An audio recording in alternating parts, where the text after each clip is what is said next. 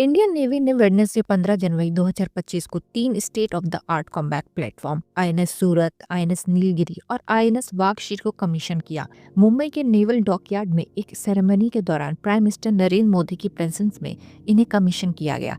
Navy ने इसे India की इंडिजीनियस शिप बिल्डिंग जर्नी में एक मॉन्यूमेंटल लीप डिटरमाइन किया। इंडियन नेवी ने 3 नेवल कॉम्बैट का इंट्रोडक्टरी वीडियो शेयर करते हुए एक्स पर लिखा कि 3 टाइटन्स, भारत में एक रिमार्केबल दिन, इंडिया की मरीटाइम एक्सेलेंस और सेल्फ रिलायंस की जर्नी में एक प्राउड मूवमेंट। इन नेवल कॉम्बैट की बात की जाए जिनमें फर्स्ट आईएनएस सूरत है, जो P-15B guided missile destroyer project का 4th और फाइनल शिप है। यह Visakhapatnam class stealth guided missile destroyer से बिलोंग करता है और दुनिया का मोस्ट सोफिस्टिकेटेड डिस्ट्रॉयर में से एक है। आईएनएस सूरत में 75% इंडिजिनियस कंटेंट है और यह state of the art weapon sensor package और एडवांस नेटवर्क सेंट्रिक कैपेबिलिटीज से लेस है। इस क्लास में other worship INS Visakhapatnam, INS Mormugao, INS Imphal है। इस वॉरशिप को इंडियन नेवी का first artificial intelligence enable worship होने का ऑनर दिया गया है। Second, INS Nilgiri P-17A stealth frigate project का फर्स्ट शिप है। इसे इंडियन नेवी के वॉरशिप डिजाइन ब्यूरो द्वारा डिजाइन किया गया है। आईएनएस नीलगिरी क्लास की स्टेल्थ गाइडेड मिसाइल फ्रिगेट का मेन शिप है,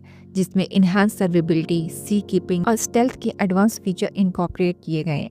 आईएनएस नीलगिरी के सभी फीचर इंडिजीनियस फ्रिगेट की नेक्स्ट जनरेशन को रिफ्लेक्ट करता है। Third, INS Vagsheer P-75 scorpion project की 6th और फाइनल सबमरीन है। यह सबमरीन कंस्ट्रक्शन में इंडिया के ग्रोइंग एक्सपर्टीज को रिप्रेजेंट करती है और इसका कंस्ट्रक्शन फ्रांस के नेवल ग्रुप के कोलैबोरेशन से किया गया। यह Scorpion class based diesel electric attack submarine है। यह एनिमी के रेडार से बचने, area surveillance, intelligence gathering, advance acoustic silencing, low radiated noise level, hydrodynamically optimised shape में केपेबल है। आईएनएस वागशीर सेम टाइम में 18 टॉर्पीडो और tube launched anti ship missile के साथ प्रिसीजन गाइडेड वेपन लॉन्च कर सकता है। यह 67.5 मीटर लंबा है और इसकी चौड़ाई 6.2 मीटर है और मैक्सिमम स्पीड सरफेस पर 11 not that is 20 kilometre per hour और पानी के नीचे 20 not that is 37 kilometre per hour है। वॉरशिप की मैक्सिमम डाइविंग डेप्थ 350 मीटर है और यह 50 दिन तक समंदर में रह सकता है। प्राइम मिनिस्टर नरेंद्र मोदी ने तीनों फ्रंट लाइन नेवल कॉम्पैक्ट को नेशन को डेडिकेट करते हुए नेवल डॉकयार्ड पर ग्लोबल पावर के रूप में इंडिया के विजन का आउटलाइन किया और कहा कि इंडिया की पोजीशन एक्सपेंशनिस्ट नहीं बल्कि डेवलपमेंट ओरिएंटेड है। आज का भारत दुनिया में एक मेजर मरीटाइम पावर के रूप में इमर्ज कर रहा है। अब हम ग्लोबली, स्पेशली ग्लोबल साउथ में एक रिलायबल और रिस्पॉन्सिबल पार्टनर के रूप में रिकॉग्नाइज किए जाते हैं। हम एक open, secure, inclusive Indian ocean region में बिलीव करते हैं। यही कारण है कि हम SAGAR security and growth for all in the region के विजन के साथ आगे बढ़ रहे हैं। उन्होंने कहा कि कंट्री का गोल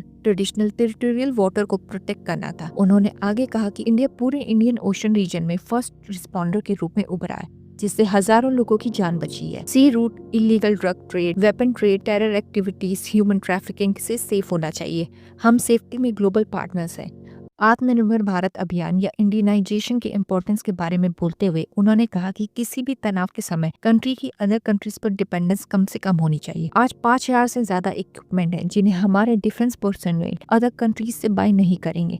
उन्होंने इस बात को हाईलाइट करते हुए कहा कि पिछले कुछ साल में नेवी में कमीशन 40 प्लेटफॉर्म में से 39 इंडियन शिपयार्ड में बनाए गए हैं। प्राइम मिनिस्टर ने महाराष्ट्र के वाधवन पोर्ट का एग्जाम्पल देते हुए कहा कि जब शिप बिल्डिंग में इन्वेस्टमेंट किया जाता है तो इसका इकोनॉमी पर डबल पॉजिटिव इम्पैक्ट पड़ता है। इकोनॉमिक प्रोग्रेस के न्यू डोर्स ओपन होते हैं। आज हम पहले से ही 100+ कंट्रीज को डिफेंस इक्विपमेंट एक्सपोर्ट करते हैं। प्रेजेंट में इंडियन शिपयार्ड में 60 शिप्स अंडर कंस्ट्रक्शन है, जिनकी total value 1.50 lakh crore rupees है। इससे इकोनॉमी में 3 लाख करोड़ रुपीस का सर्कुलेशन होता है। एम्प्लॉयमेंट की बात करें तो इसका 6 टाइम मल्टीप्लायर इफेक्ट होता है। Port led economic development model हमारी इकोनॉमी को और बढ़ावा देगा। उन्होंने आगे कहा कि टेक्नोलॉजी और डेवलपमेंट का फ्यूचर स्पेस और डीप सी एक्सप्लोरेशन के थ्रू है, जो इंडिया के समुद्रयान प्रोजेक्ट की इंपॉर्टेंस को हाईलाइट करता है। जमीन हो, जल हो, वायु हो, गहरा समंदर हो या अनंत अंतरिक्ष हो, इंडिया हर जगह अपने इंटरेस्ट को सेफगार्ड कर रहा है। समुद्रयान प्रोजेक्ट, जिसका एम साइंटिस्ट को ओशन में 6000 मीटर की गहराई तक ले जाना है, केवल कुछ ही कंट्रीज द्वारा अचीव की गई उपलब्धि है। यूनियन मिनिस्टर राजनाथ सिंह ने इस ओकेजन के इम्पोर्टेंस को हाईलाइट करते हुए कहा कि डिफेंस फोर्स में रैपिड मॉडर्नाइजेशन हो रहा है। हम लो कॉस्ट और हाई इम्पैक्ट वाले लार्ज प्लेटफॉर्म कंट्री में मैन्युफैक्चर कर रहे हैं। इस साल के एंड तक डिफेंस सेक्टर में कई रिफॉर्म्स इम्प्लीमेंट किए जाएंगे। आज की historic commissioning Indian ocean region में इंडिया की ग्रोइंग पावर को शोकेस करता है।